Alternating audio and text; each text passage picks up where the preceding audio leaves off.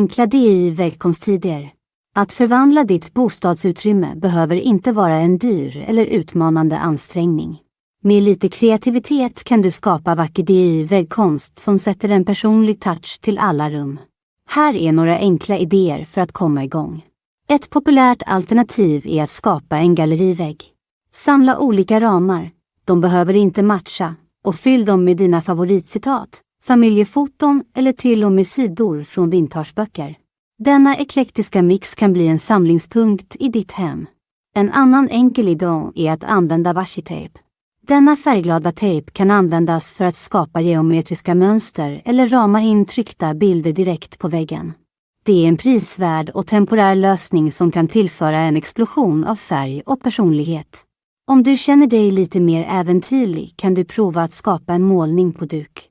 Du behöver inte vara en professionell artist.